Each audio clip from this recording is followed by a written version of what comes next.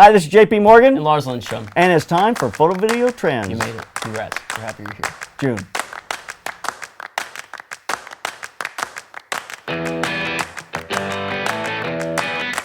If you have ever been interested in stop motion photography, then I've got the perfect thing for you. Trisha Zemp teamed up with us to create a download called Stop Motion Basics for Beginners. Get over to theslenderlens.com. Get your download today. It'll answer all your questions. It's June already. Summer is here. It's hot in LA. It is, finally. I was starting to think we were going to get really lucky. Like, I was like, it's going to be the coolest year on charts. Which sounded great, It sounded awesome. It did. I was really happy. My garden was loving the overcast. Like, Yeah. oh, it was great. But Yeah. anyway. But no, not to be. It's hot. It is definitely hot. Yeah. So We're a little shiny. You should have seen it at Cine Gear. Cine Gear just happened a couple of days ago. Yeah. It was so hot on that back Yeah, it was lot. like 95 degrees back there. Everyone was just melting. It was just terrible. So, any new things? Anything exciting? Yeah, Anything from Cine Gear? Let's because we brought up Cine Gear. I just want to talk about that Steadicam mishap. I didn't see it until you showed me today. It's hilarious. Oh man, it's not hilarious. It's very sad. Poor guy. I bet he felt terrible. That's when you start running. Yeah. You just run away. He had the vest on him. Couldn't run. Oh man, it was great. So tell him what happened. So it's not a Steadicam, trademark Steadicam, but it's basically just a stabilization piece of gear. In fact, I think I tried it on at NAB. Did you? A guy was there from Israel. It has this rig that uses rubber bands, heavy duty rubber bands instead of springs. So you can just like keep stacking them on if you have a heavier camera.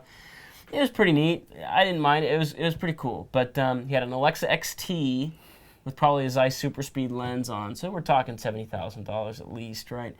And this guy gets this on, and he's kind of bouncing around to see how stable it is, and he maybe gets a little too cocky. He gets a little, no hands. He's doing the salsa, man. He's doing the salsa dance, and it extends away from him, and the weight just takes over, and it just snaps. This thing just snaps, and this $80,000 camera rig just goes crashing to the ground. And the camera doesn't pan down, so you don't see the damage. But it's turned into, in the film world anyway, it's like, it's now a gift that everyone's laughing at, and it's all over, of course, every Facebook group I'm involved with film. And I had a good laugh. At first, I showed it to Caitlin, and she's going, "Oh wow, crazy! It's so stable. It's amazing. That's really cool." And then Sam, she goes, "No, no, oh, no!" It's my wife. She's a nurse, you know. It's like, but she knows because I own Alexis too. And she knows how expensive that is. Oh man, but it's obviously awful. That's why you have insurance, I guess. Yes, that's exactly why you have insurance. You got to have insurance. Yeah. There you go. That was really fun. So nothing new necessarily, just hysterical. There you go. Yeah. Other things from Cine Gear that were interesting. Panavision's new camera is pretty amazing. It's not a camera you're going to buy. It's a rental-only camera. Right. Rental only. It's got a red what? 8K. It's got the 8K weapon sensor inside. So it's built for Panavision. So it's Panavision camera, right? So it's the kind of Panavision, Red, and Light Iron, who does color color science, teamed up to make this. It's a Panavision DXL is what they're calling it, digital XL camera. I mean, it looks cool. My biggest problem with Red hasn't been the sensors necessarily. It's always been the color. And so if Light Iron now takes their sensor and is able to develop a better color science for it, then I think you'll see some pretty cool things. It was designed to fit the Panavision 70mm or the Primo 70 lens set. So large sensor format. It'll be pretty interesting to see what they're able to do with it. But yeah, rental only. Yeah. Oh, I'm sure it's gonna be very expensive. Oh yeah. Everything Panavision's ever done has been very expensive. It's $250,000, you know, so it's like yeah. Like even their film cameras, $125,000-$150,000. Oh yeah. Yeah, it's crazy. No, back in the '90s, Panavision cameras were $250,000. $250,000 cameras, yeah, for sure. Absolutely. Yeah. So their lenses are just as expensive. The Panavision lenses are the most expensive lens sets you'll find. In fact, can you buy Panavision lenses? I don't think so. I think they just Panavision rental house, and it's just what they do is rentals. So there, I mean, there's you have to see that thing. I mean, you have to get it into people's hands. They got to get back in the market because they were the market in the '90s. I mean, just about every camera I shot, all my commercials on, were all done on Panavision. Absolutely, that's the camera everyone wanted to be on. So yeah. But it's interesting. There you go. Yeah. So that was interesting at Cine Gear. I saw a lot of the same stuff that you saw at NAB. It wasn't new. Ton of LED lighting out there. I mean, just a ton of it. But other than that, I didn't see anything else that was that new. DJI continues to come out with cool products. No, they have their focus pole. Right. So DJI now they're coming out with a focus iris control via a wireless controller, and so the idea is that whether you're on a Ronin M or whether you're in the air on one of their gimbals, you'll be able to control both your aperture and focus. Focus isn't like, if you're in the air, it's not a huge thing. On a stable gimbal, it's awesome. So if you can control your aperture and your focus on a gimbal, then you're in pretty good shape. That's been a problem, is that you get these cameras up in the air and you'll turn around and face the sun, or you'll turn around and not face the sun, and your exposure is 3 stops different. Yeah. Right. So you've got to. It's really great now to have some sort of control over your iris. So and it's going like $2,000. Yeah, $2,000, which is great. You had Red Rock Micros. So the helicopter is $600. No, we're talking. This is for the big. Okay, sorry. The octocopters. This stuff you're putting your Ronin on, or your. Exactly. Well, yeah. So you're putting your Ronin on these big octocopters, and you're putting GH4s or like even up to Reds on these things. Yeah. And so, Well, that makes sense. So it's interesting to me though, that application. I mean, you want shallow depth of field when you're shooting. I don't know. No, not when you're in the air. If you're going to be doing things that are a little more cinematic, I can see it. But if you're doing aerial things, it doesn't make any sense. For aerial, it's the iris control. For the ground, that's where iris plus focus comes really handy. That makes a lot of sense. I think it's fantastic, right? Because obviously, if you're on a Ronin and you want something cinematic, you're going to 2.8/4 split in your aperture. You're going to want something nice and soft in the background. If you do anything past a 25mm lens, you're going to need some wireless focus control. So, I mean, it'll be great. A great option. Yeah. For people out there, for sure. Very good. Okay, I have a question for you. This is a copyright question. Okay, for me? So, we posted last Tuesday a video called 50 Ways to Use Your Gaff Tape. Okay. And we did a parody of the song 50 Ways to Leave Your Lover by Paul Simon. Yeah. So now, if we play the music through it, I mean, obviously the parody is a parody, which we rewrote the words. I don't have any problem with that. But now, if we go into the song and we just play the music, are we going to have a copyright issue? You have to change a chord. You have to change a chord? Just change a chord.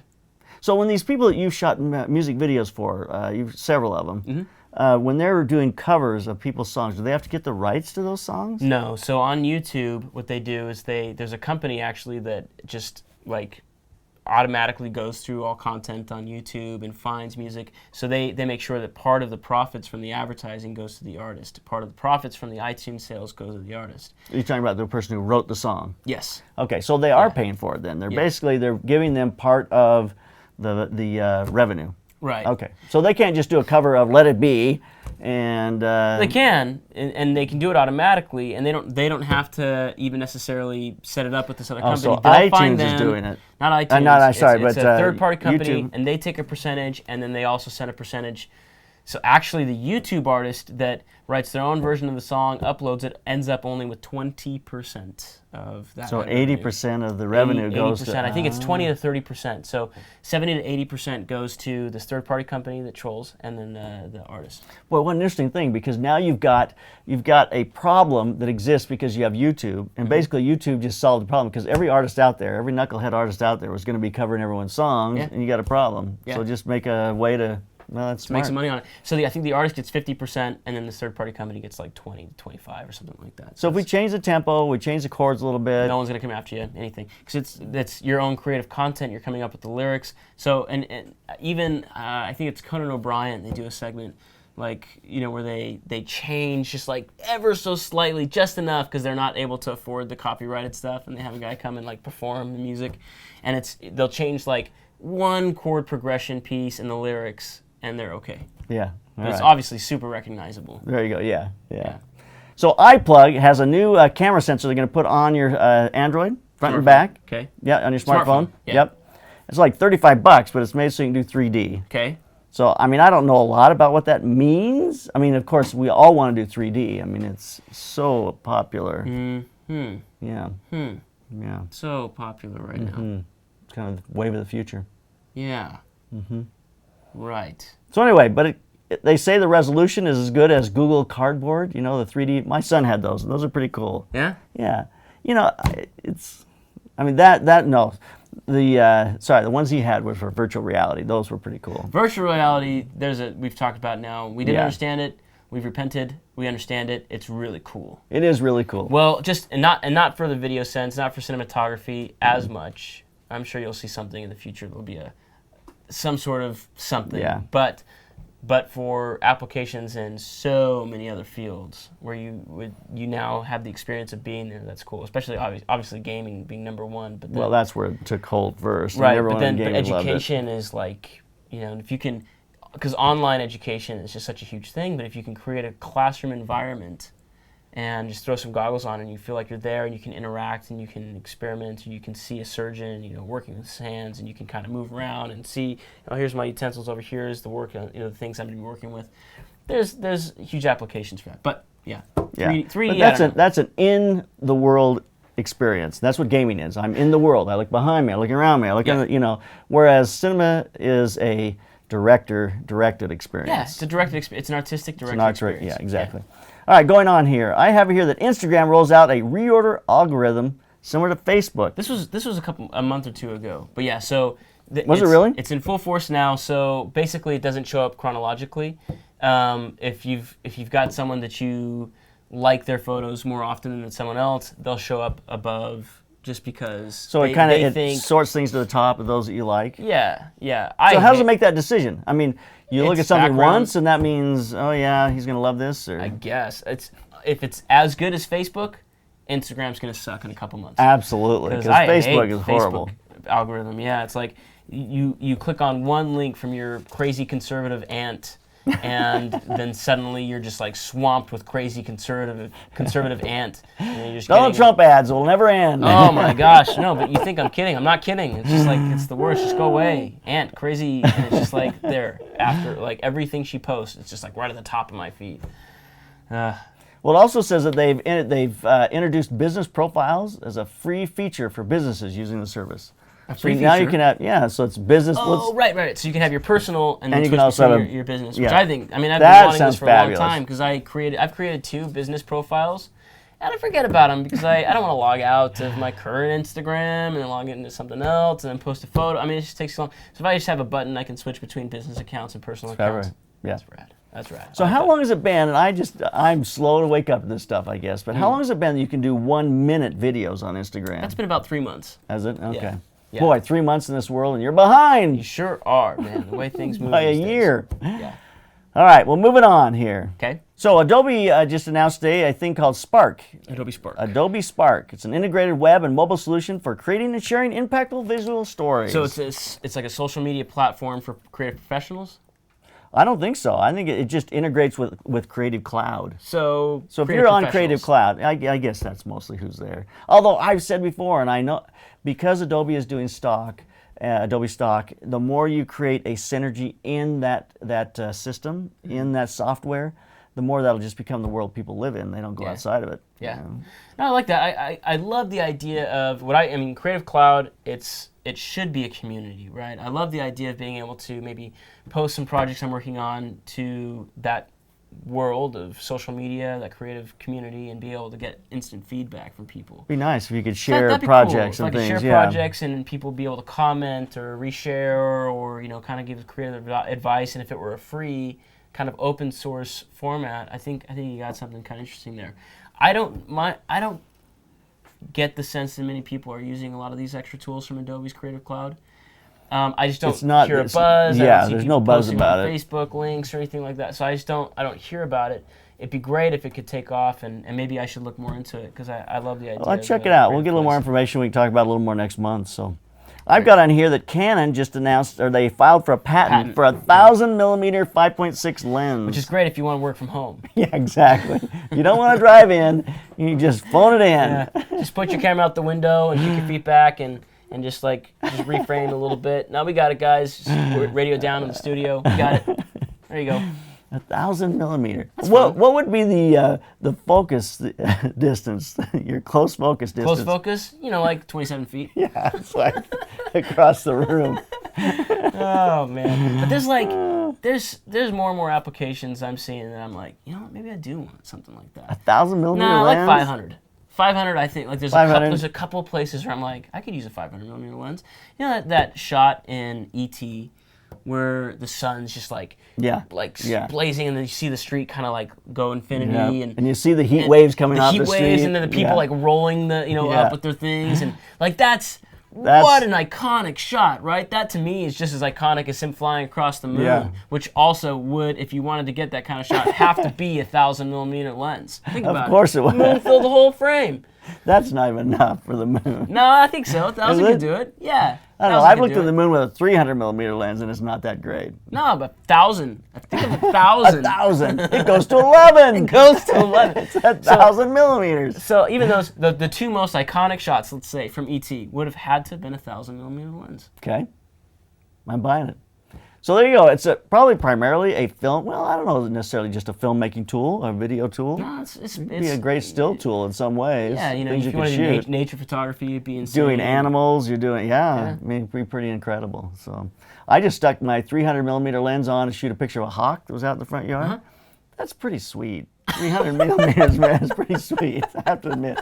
But I did feel like, gee, it would be nice if I was just a little closer. Oh, man, that's great. That's pretty sweet.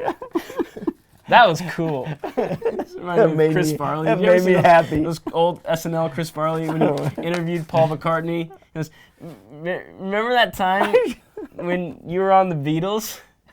Or in the Beatles? That was really cool. It's like super awkward. It's the greatest. What is Paul McCartney doing? Well, he knows it's a gag. He's sitting there playing along. Yeah, I remember. Yeah. That was pretty cool. You know, it's just like, but Chris Farley is perfect. But was it really Paul McCartney? Yeah, it was really Paul McCartney. But honestly, really? Oh, ooh. But really? Turn me on, dead man. That's right. Yeah. All right, this one's great. You know what? The stupidity of people just never ceases to amaze me. Which is funny because we should be no longer amazed by the stupidity. No, it should be. Yeah. Maybe that makes us very stupid. No, I don't think so at all. No. So here you go. But there's a Canadian film company called High on Life. They went around the country shooting in all these different places, doing crazy, wild stunt kinds of things. And of course, they show video of themselves, surfing on a surfboard. Skimboarding across the salt flats, the Bonneville salt flats. They also snuck into an area in Yellowstone, which is off limits and is restricted. And I get it all on film. It's like you hand people, please arrest me. Well, that's what people, there's a warrant out for their arrest. They're saying they need to turn come forward. Turn yourself in. Why do they say turn yourself in? Well, I guess because they're in Canada. Oh. So there's an extradition issue here. I don't know, but it's not like they don't know where these people are, you know. But I didn't realize, but the Yellowstone, it says, speaking to The Guardian, a spokesperson for Yellowstone, The Guardian. Do they have a long beard and a cane? Because probably. If you're going to be the Guardian of Yellowstone. Isn't The Guardian a magazine? It probably is. Yeah. But a long beard and a cane sounds a lot cooler then. It does. Just The Guardian. Let's just not. But it says The Guardian. Speaking, they spoke to The Guardian. Spokeswoman for Yellowstone. Yeah. How about The Guardian of Yellowstone? How about they spoke to The Guardian of Yellowstone? I like that more. That's what it says. Well, they mean the magazine. I know they do, but the way it's written is, I am the Guardian of Yellowstone. To the Guardian of Yellowstone. I like that. That's fun. I am Mother Nature. So this just in. I was over in the company whose name is LaCie booth. LaCie? And wanting to make sure that keep trying. Want to make sure that I said the name right because there's soon to be a sponsor here on the Slanted Lands. LaCie? A little French accent there. You think it's going to sound better? So I asked the guy, I said, how do you say it? And he goes, LaCie. No! I go, like the dog? No! He goes, yes, like the dog. He goes, yes, it's LaCie. LaCie? LaCie. No, you're making it sound French. He just said LaCie. LaCie? LaCie, like the dog. LaCie. It's LaCie, Come right? on, LaCie. LaCie. No, it says LaCie. LaCie, the emphasis on... No, he says LaCie. LaCie? LaCie. LaCie? LaCie. I don't know about that, man. There you have it, just in. So they're soon to be a new sponsor here on the Slanted Lens. Pretty excited to be working with them. You gonna get the 12 bay No, that's not out yet, but I will eventually. I'm pretty excited about that. I want one. But the one thing I did see with them, and I have to see if it will work, is that they have a hard drive, 1 terabyte and 2 terabyte, that is a Wi-Fi broadcast, has its own Wi-Fi signal. So it's got a battery in it and a Wi-Fi signal, so you can view your videos, movies and things, like 2 or 3 people. But I'm thinking that if you use that drive with Capture One, now it sets up its own Wi-Fi signal that I can now view at my camera the images. Because I had the problem last week. I'm up on a lift with Capture One. You get no preview on your camera. It only views at the camera. So I'm having a monitor turned towards me. I'm looking like 8 or 10 feet down at the monitor trying to figure out what's going on. But I'm thinking if I just put an iPad up there, I get a broadcast off from the LaCie drive. Oh, interesting. Yep. The LaCie drive. That's it. So I'm anxious to check some of these things out and see what happens. So the LaCie drive. The LaCie drive. So there you have it. Photo video trends for the month of June.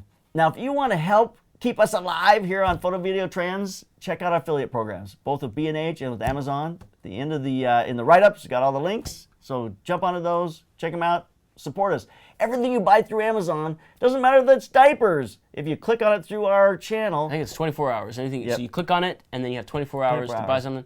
Man, just do it, dude. Support us. It'll keep us babbling on here. Which you guys love. Which you do love. So, Photo Video Photo Video Twins. Twins. Twins for June. Photo Video Twins. Twins. Nice. I like it. Yeah. I like it. Photo Video Twins. Twins. We look like twins, don't we? Photo Video Twins of Photo Video. Photo Video Twins. Just kidding. I don't know. It was going somewhere really ingenious. Got left at the bus station. Photo Video Trends. The Slanted Lens business coaching class is back. For those of you who didn't join us last time, you missed out. Has your business grown like you wanted it to? We'll help it grow. Get involved with us. It's time to go. Go to theslantlens.com/business class and I'll help you grow your business. It's time for the answers to your questions. Some of them. All the cool things you posted to our Facebook and social media? Only the good ones. We're only going to answer the good ones. Only the good ones. But here we go. In our Flamingo mailbox. Woohoo! They doubled? They are doubled. Oh, perfect. Man, look at you. Look at you. All right. LaCie TV, 3 weeks ago. What a long name, dude. You got to shorten that. Yeah. I know this might sound silly, but sometimes when I am filming videos, most commonly music videos, sometimes my footage just isn't sharp at all. And always make sure my videos are focused properly. I guess they're saying I always make sure. Yeah. Any ideas what I am doing wrong and any tips for sharpening in post? I use Cine Style on a Canon 7D. Cine Style is tough to focus on, right? So what I would do is get an external monitor that you come out of the 7D so that you can really boost the contrast and saturation. That'll help you see your definition a little bit more. And then there's also some monitors, if you get small HD, you're going to have focus peaking tools, which I don't like focus peaking. So why do you not like them? Because I use them, I like them. Okay, well, my eyes are a little better than a little bit better than yours. So if I can see that it's halfway decent or sharp, then I know it's in focus. Focus peaking for me just throws me off, right? So I'm not really sure because it doesn't. The problem with focus peaking is it starts to give you a range, and you're never sure where you're critically in focus. Exactly. You got this smushy and so you start to get this red line around your edge, and you go, okay, I must be in focus. Be good. But then you don't want to overthrow it because what if you could? So I just never know when my critical focus is there. I don't mind a little breathing anyway. So if I kind of am coming in and out until I land on it. Breathing is just moving the focus a little bit. It's okay. It doesn't have to land and stick. Let it breathe a little bit. It's not a bad thing. Breathing can also refer to what happens on the edge of your lens if it's not a cinema lens. So just so you know, there's two also two can relate definitions to there. If you're taking a breath and your lungs inflate and you breathe out. There you go. Exhale. Breathe in, breathe out. Right. So, but well, here's what I wish. Okay. I wish. Well, one of the reasons I love the Ninja Assassin on the A7S or A7R2 is that you get a great image and it's so much easier. Yeah, to and it's a focus lot on bigger. Oh, it's huge and it's beautiful. I wish though that they would do a 10 times when you're rolling. That you've got a 10-time magnification on a point. And you can see that when you're rolling on the external monitor. Can you not zoom in on the external monitor when you're rolling? Not when you're rolling. Oh, I mean, really? when you hit the roll. No, that may not be true on the You should try Ninja. it. I think you maybe can, but no, you can. Sorry, no, you can zoom in. What I wish is I got was a small picture-in-picture. There was just a small area, so I still see my framing, so I'm not losing my framing. Because once you zoom in 10 times, yeah, you can do that, but I lose my framing now. I don't know where to move the camera anymore. But if I just got a small, okay, this area is not, I know I got to hit my focus here, blow that up by 10, I can pull my framing, I can see my focus. That I think would be really cool. Maybe that's just optically not possible. No, I don't think so. Seems like it seems computer. Possible. Yeah. Yeah, it seems possible to me. So yeah, because you're shooting cine style, it's gonna be really hard to see your focus, even though if you think you're critical. You know, talent moves, maybe camera moves, and you think you're in focus because you're looking at a tiny 2-inch screen on the back.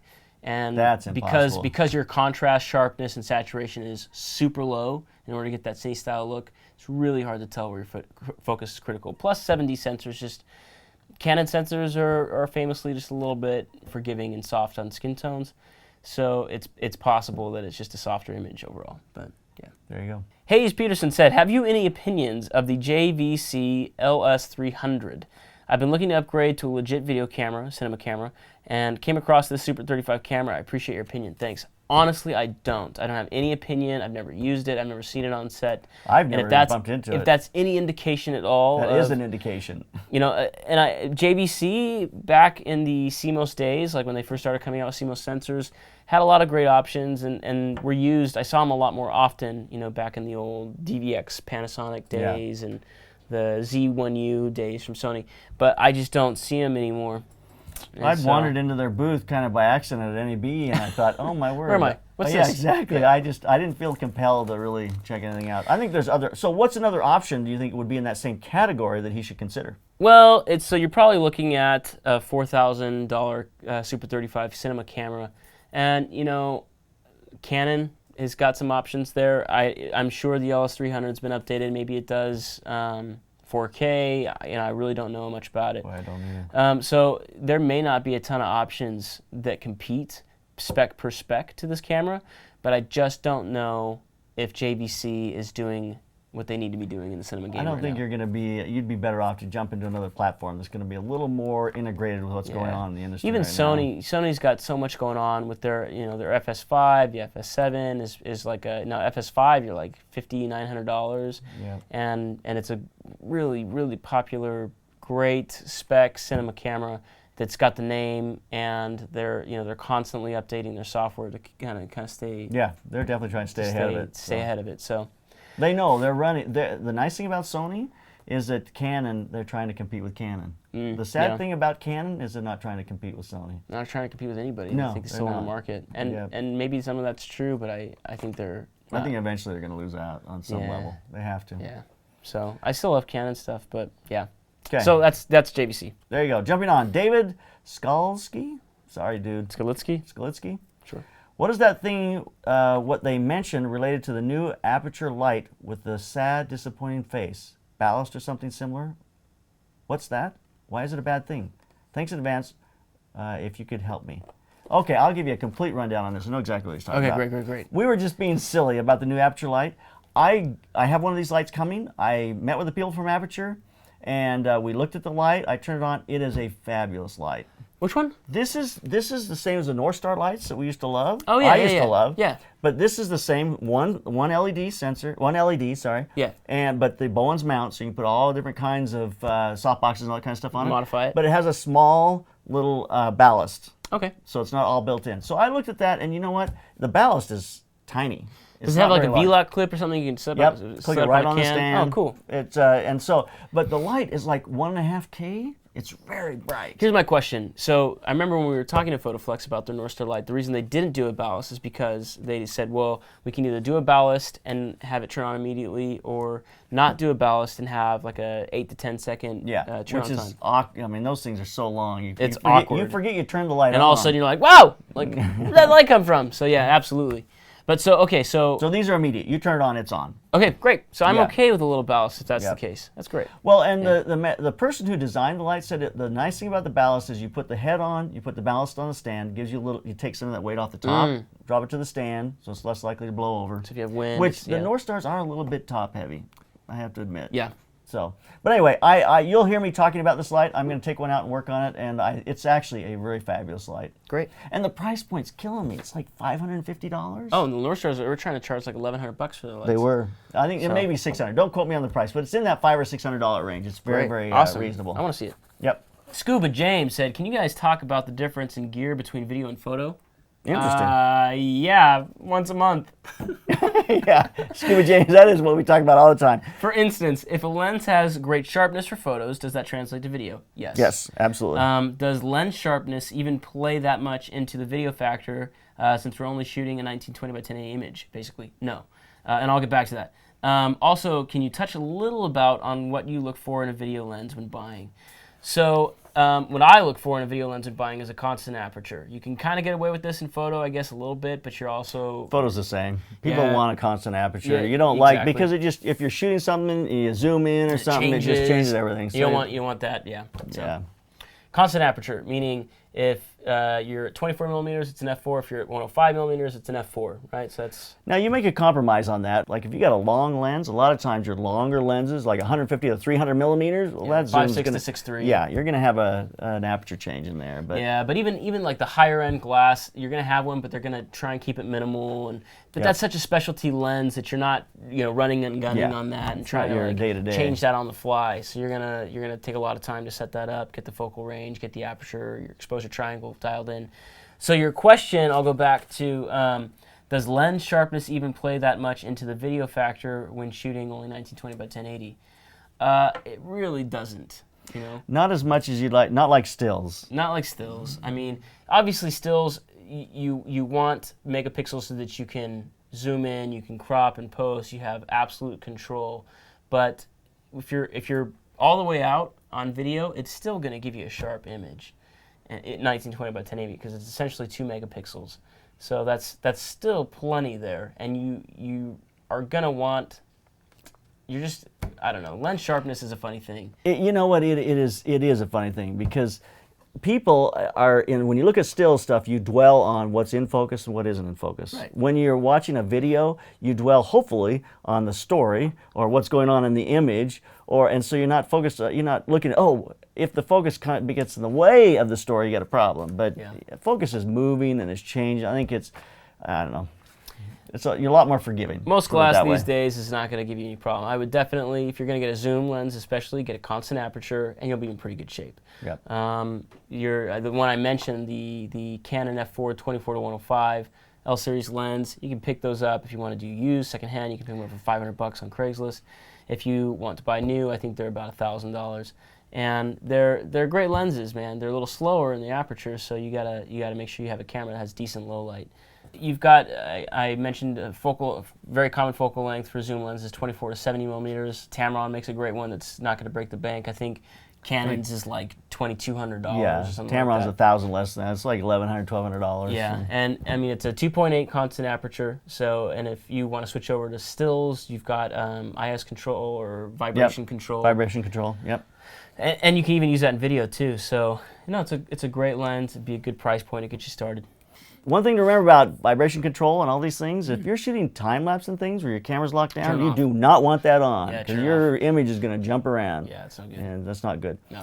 If you're checking out different lenses, check out Bokeh Fire because Bokeh Fire, you pay a monthly fee and it's like Netflix for lenses. You send the lens in, they send you the next one. They have a basic level, they have a pro level.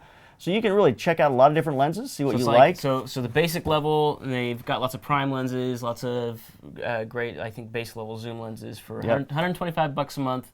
Get you that, or if you want to do all your Pro, L series, and nice expensive glass, it's $225 a month. But that would be great for specialty lenses too, right? So if you wanted to buy that tilt shift lens, tilt shift, or 500 millimeter, f4 lenses, you can get all these crazy, that's probably your Pro level, $225 a month. It's interesting. It's a great service for people, not that we're going to get too far off on this, but it's a great service for people who just need an extra lens. Like, okay, I'm going into the wedding season, I've got to have another 24-70. Yeah. I don't want to buy another 24-70, sure. and you bring one on. Anyway, you can check it out. Very nice. Klaus Klaus Bomboy. He says, I need a really strong standing tripod to film with 400 millimeter, the nature, and to make smooth turns while filming with 50 millimeter. Is there anything for less than $150 that really does this job? Is it stable enough?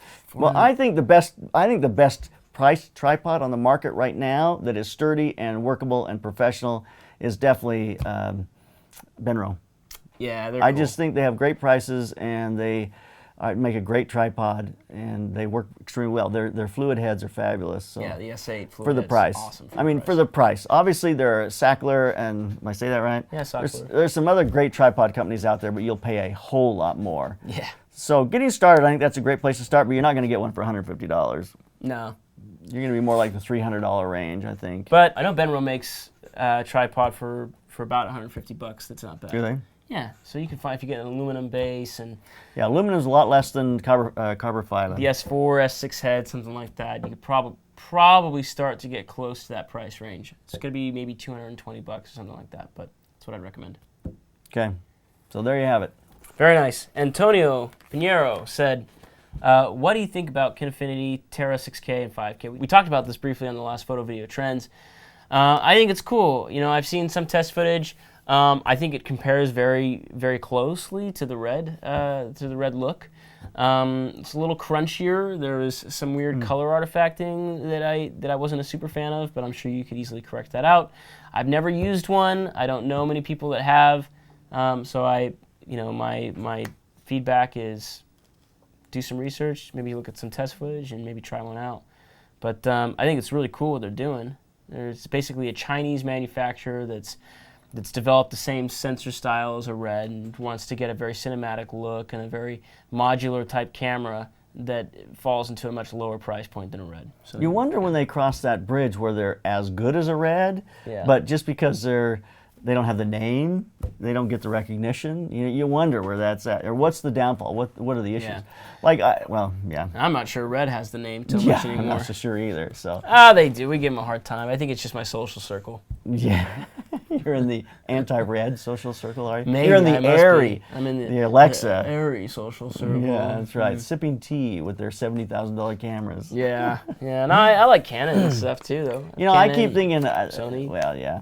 Canon, Sony, there's a lot of great cameras out there. Yeah. I bumped into Tor over at Blackmagic, and he said that whole thing that's going around about the Ursa Mini and the artifacting and the issues, he said it was a small number of cameras and it's gotten way out of control. And he said it's not the case. He said the cameras are clean, they're looking great. He said, I've never seen one that had that problem. So.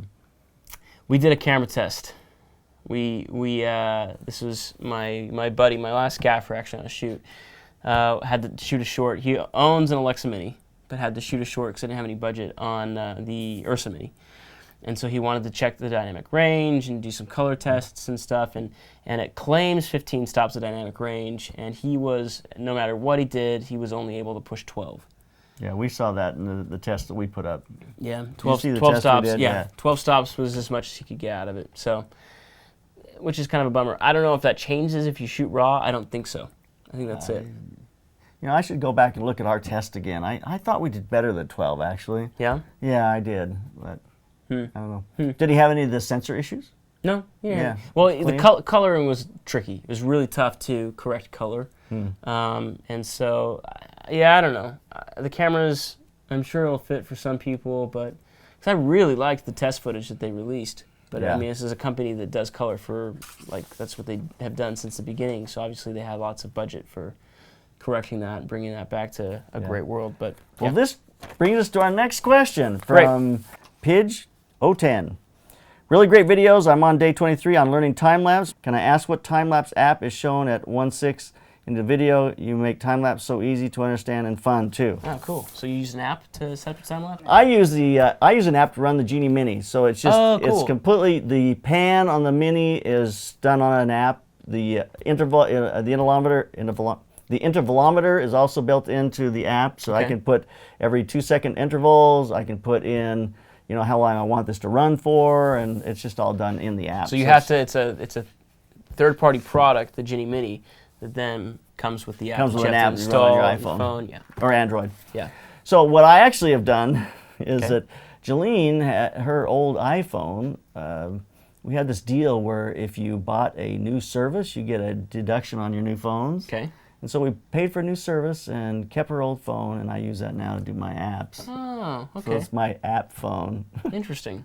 Which is kind of an expensive app phone piece of equipment. So I don't understand. How come you can't do apps on your phone? I can, but if I'm sitting there running an app, I'm always I walk away, yeah, although I've walked a long ways with them away before and has never had any issues. So. No, I know, but you want to take phone calls or messages or what in the meantime. I'm doing a time lapse for 30 or 40 minutes. I hate to get 30 minutes into it and ruin it. Yeah, something like that. So. All right, great. But the time lapse stuff is so fun. It really is, and we're going to have a lot more of that coming.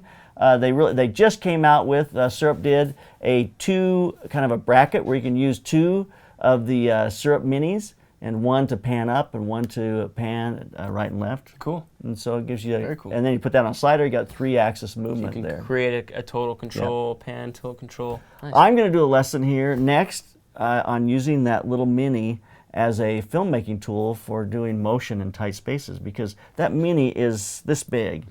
And it gives you a 1-axis move. So you can put that on a car rig on the side of a car, and the camera can pan up off the road into the sunset or whatever's out there. You can use it a lot of different ways. 2 people inside a car, you can pan back and forth. You're operating it. You're operating it from the app, so you could pan back and forth with something on the dash. You know. Yeah, that's awesome. So anyway, I think there's some applications to do. So that's going to be one of our next lessons we're going to do. Great. So there we go. There are questions for photo video trends in the month of June. And they're your answers for the questions from photo Just video trends. Keep asking questions. We'll try to get to as many of them as possible each month and answer the questions you have. I try to write them back in the comments as well, but we'll address them here with a little more insight and detail, and hopefully that'll be very helpful to you. So remember, if you want to keep us on the air, support our affiliate programs. Go to the links in the bottom here. It'll take you to either B&H or to Amazon, where you can go there and you can purchase things, and in those 2 places we'll get a percentage, and that will help pay us for the things that we're doing. Go buy like a 65-inch Sony 4K TV. I think you should do that.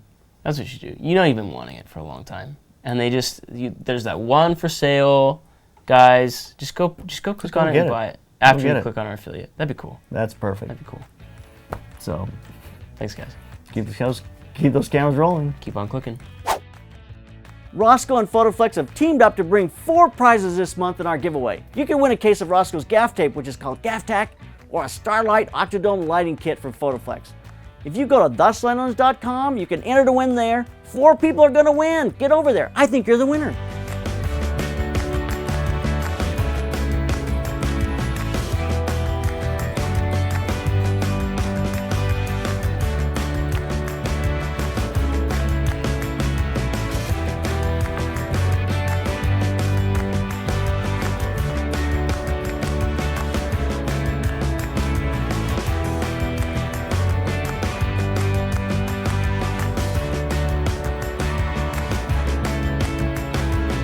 So subscribe to our podcast, subscribe to our YouTube channel, subscribe to our Facebook group, subscribe to a magazine.